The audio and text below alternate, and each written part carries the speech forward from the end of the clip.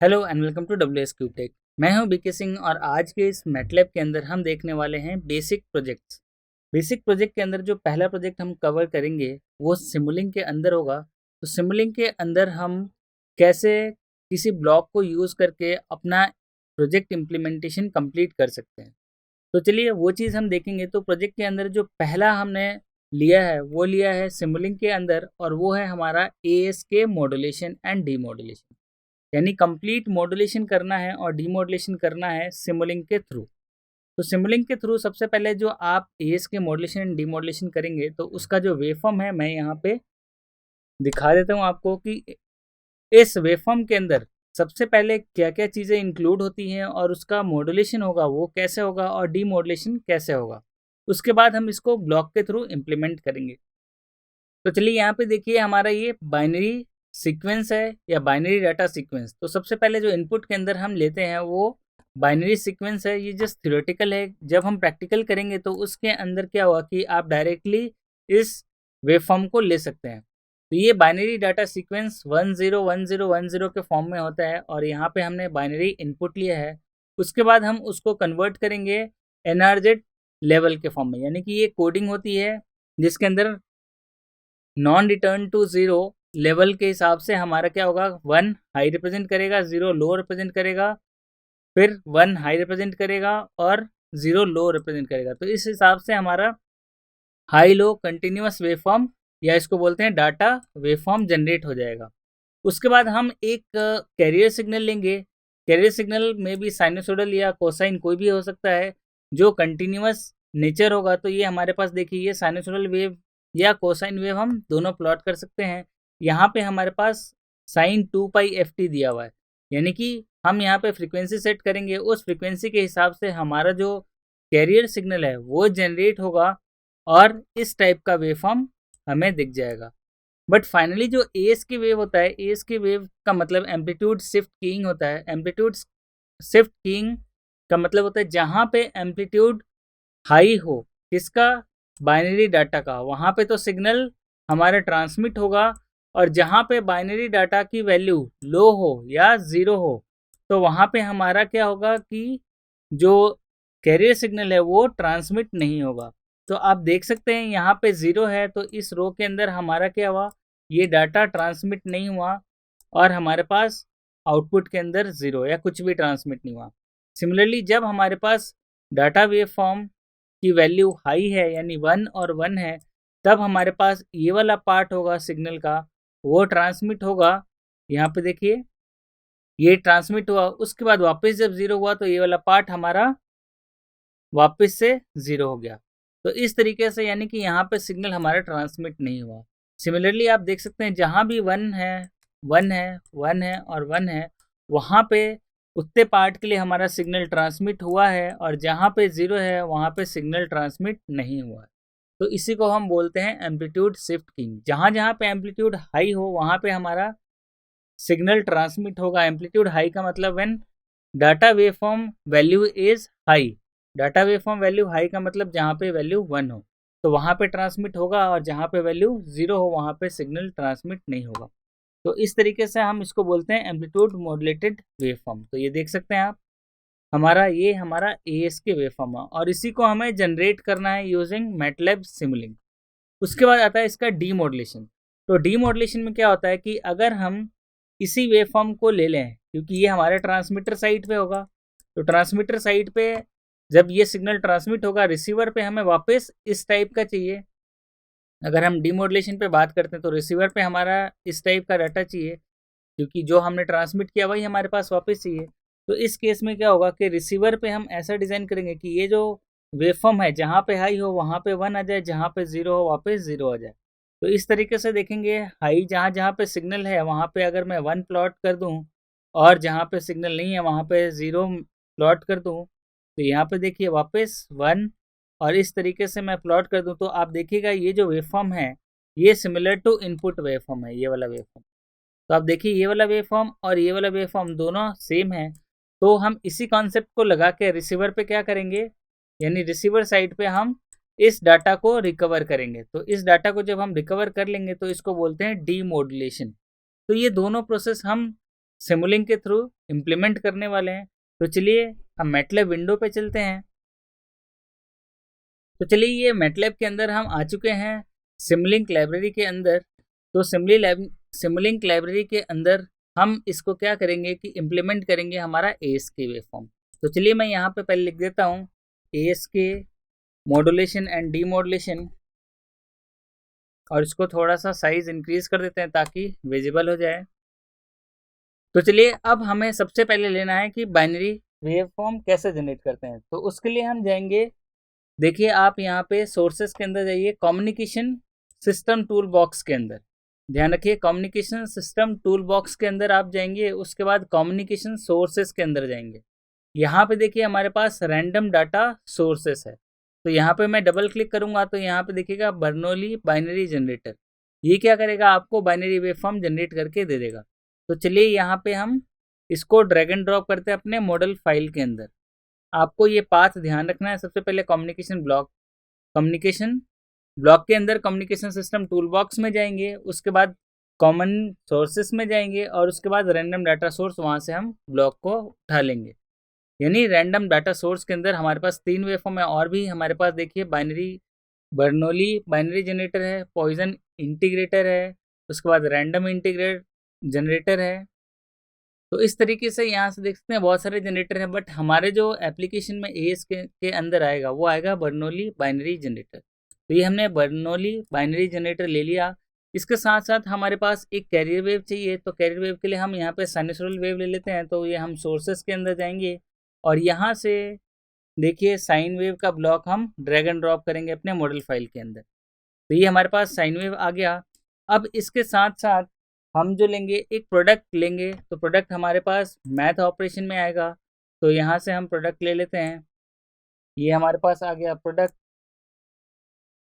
अब इसको हम क्या करेंगे, यहाँ पे जो वेवफॉर्म आया है वो हमारा ASK वेवफॉर्म आ जाएगा जब इन दोनों को मल्टीप्लाई करेंगे। तो चलिए मैं यहाँ से Bernoulli binary generator directly connect कर देता हूँ और साइन वेव कनेक्ट कर देता हूँ।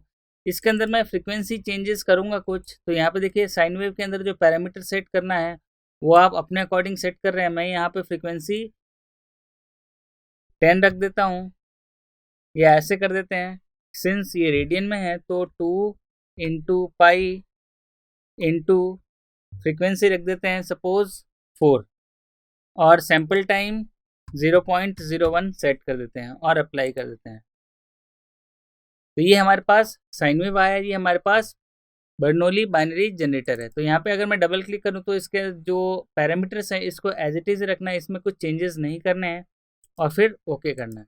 उसके बाद इसको चेक करने के लिए हम सिंक में जाएंगे, और सिंक के अंदर हम स्कोप लेंगे, और स्कोप के अंदर हमें 3 चीज़ें चेक करनी है। तो इसके पैरामीटर्स के अंदर हम सेट कर देंगे, जैसे यहाँ पे देखिए नंबर ऑफ एक्सेस के अंदर हम सेट कर दे रहे हैं यहाँ पे 3, और अप्लाई कर देते हैं और ओके कर देते हैं।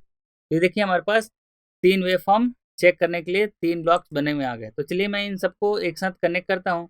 सबसे पहले जो हमारे पास आएगा वो है हमारा बर्नौली बाइनरी जनरेटर, यानी कि डाटा क्या ट्रांसमिट हम कर रहे हैं वो आ गया। उसके बाद हम लेंगे हमारे पास साइनसॉइडल वेव, तो इसको हम कनेक्ट कर देते हैं साइन वेव में। और तीसरा जो है वो हमारे पास प्रोडक्ट आएगा इन दोनों का, जो हमारे पास ASK वेवफॉर्म होगा।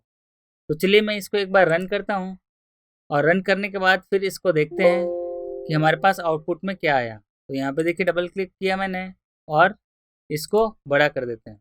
तो यहाँ पे देखिए ये हमारे पास जो बिट साइज है वो हमारे पास हाई वैल्यू है, यहाँ पे 1 है, ये 0 है, ये वापस 1 है, और ये 0 है, और ये हमारे पास कैरियर वेव है। तो जब इन दोनों को हम सिग्नल ट्रांसमिट करेंगे तो यहाँ पे देखिए जहाँ पे सिग्नल हाई है वहाँ पे सिग्नल ट्रांसमिट हो रहा है, और जहाँ पे डाटा लो है वहाँ पे हमारी वैल्यू कुछ भी ट्रांसमिट नहीं हो रही, यानी कि 0 ट्रांसमिट हो रही है।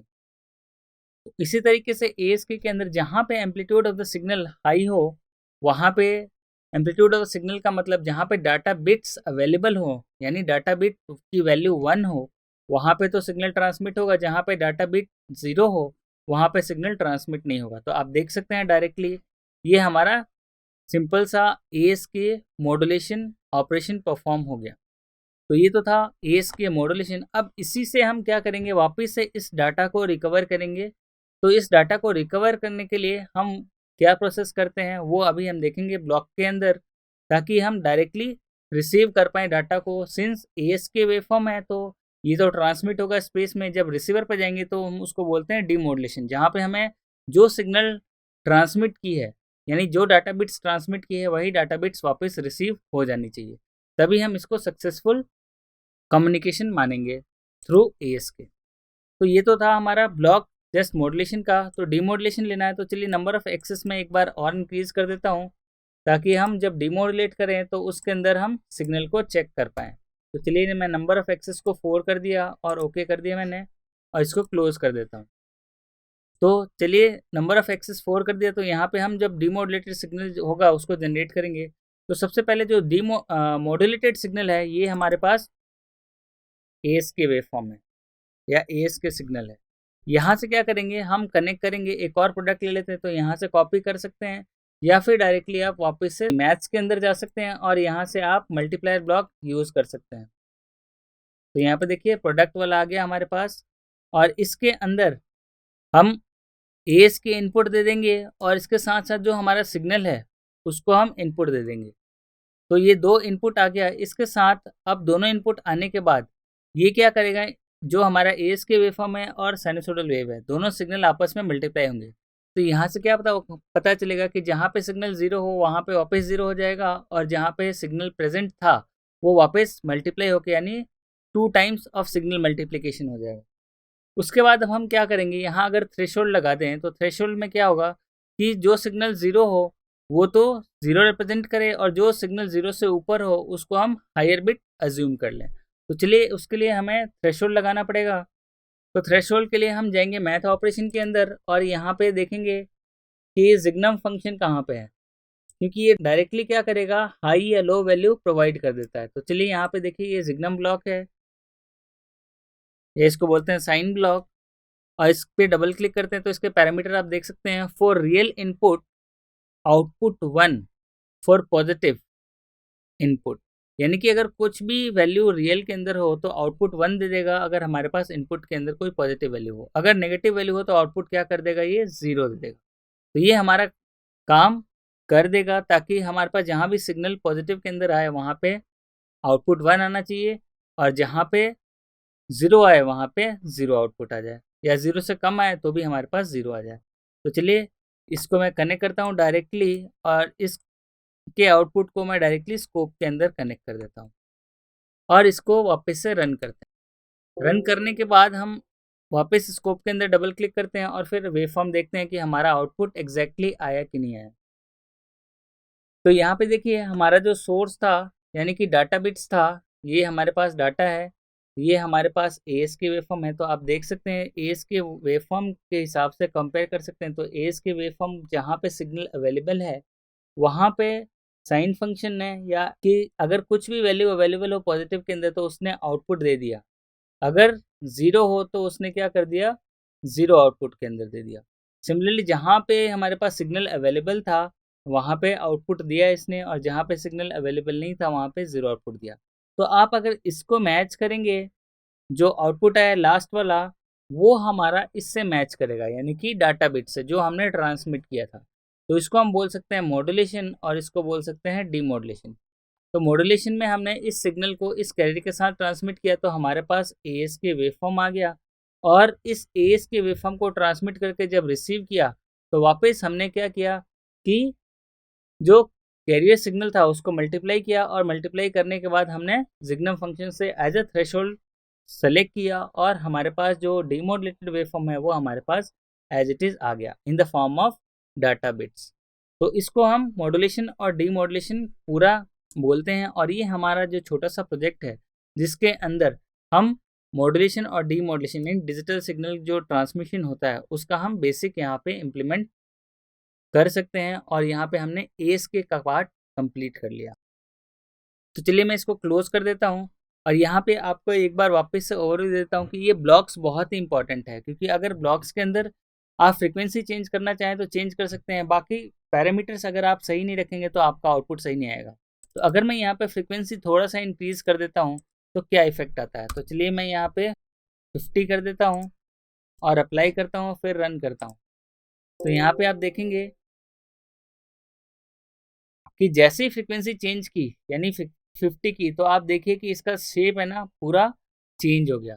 तो इसका मतलब ये नहीं कि वो हमारे पास जो कैरियर सिग्नल है वो साइनसोइडल नहीं है, वो सिग्नल साइनसोइडल ही है, बट आपके जो पैरामीटर्स की सेटिंग है वो फ्रीक्वेंसी आपने ज़्यादा कर दी, बहुत ज़्यादा इतनी कर दी कि हमारा जो वेवफॉर्म है वो सैचुरेट हो रहा है, यानी कि इसका एम्पलीट्यूड आप देख सकते हैं यहाँ पे बहुत ही कम है फॉर द साइकिल पीरियड यहाँ पे शो किया हुआ है, यानी कि सिर्फ हमने 10 सेकेंड के लिए रन किया है। तो आप इस पैरामीटर्स को ध्यान दें कि पैरामीटर्स को अच्छे से सेट करना है, तभी आप इसके आउटपुट को अच्छे से चेक कर सकते हैं। अगर मैं 10 रखता हूँ यहाँ पे और 10 सेकेंड के लिए ही अप्लाई करता हूँ यानी कि रन करता हूँ यहाँ पे, तो सिर्फ और सिर्फ हमारे पास देखिएगा एक साइकिल के लिए ही आएगा। तो ये देखिए हमारे पास 10 सेकेंड के लिए आ गया आउटपुट। तो यहाँ पे देखिए अब ये भी आपको क्लियरली विजिबल नहीं होगा, बट क्लियरली विजिबल देखने के लिए आप यहाँ पे ध्यान से देखना पड़ेगा। यहाँ पे देखिए जो वैल्यू 1 है वहाँ पे हमारा एस के वेवफॉर्म आया है, और जहाँ पे वैल्यू 0 है वहाँ पे हमारा 0 आया है। बट डीमॉड्यूलेशन के अंदर आप देखिएगा कि जो वेवफॉर्म है वो चेंज हो गया, यानी कि आपका एग्जैक्टली 1 और 0 के फॉर्म में नहीं आएगा आउटपुट। तो चलिए इसकी जो वैल्यू है हम वापस से चेंज कर देते हैं। ये हमारा 2π4 था, तो इसको 4 रख देते हैं और अप्लाई करके ओके करके फिर वापस रन कर। अब आप देखिए, अब आप इजीली चेक कर सकते हैं आपका जो सिग्नल था वो सिग्नल हाई और लो कैसे आ रहा है। तो पैरामीटर सेटिंग या पैरामीटर्स किसी भी ब्लॉक के अंदर बहुत ही इंपॉर्टेंट चीज़ होती है कि अगर वो आपने सही से सेट नहीं किया तो आपका मॉड्यूलेशन और डीमॉड्यूलेशन विजुअलाइजेशन फॉर्म में बिल्कुल ही डिफरेंट दिखेगा। तो आप जितनी बार प्रैक्टिस करेंगे आपको पता चल जाएगा कि क्या वैल्यू रखनी है, क्योंकि हम इसके अंदर ऑटो सेट कर सकते हैं। ऑटो सेट करेंगे तो हमारा जो वेवफॉर्म है, या तो आप इंडिविजुअल ऑटो सेट करें, ऑटो सेट का मतलब इंडिविजुअल एक्सेस को सेट करें तब हमारा वेवफॉर्म क्लियर दिखेगा, या फिर अगर सारे वेवफॉर्म को एक साथ सेट करते हैं तो आपका क्या होगा कि जो पैरामीटर्स वेरिएशन है वो पैरामीटर वेरिएशन हर ब्लॉक का अलग अलग आ सकता है।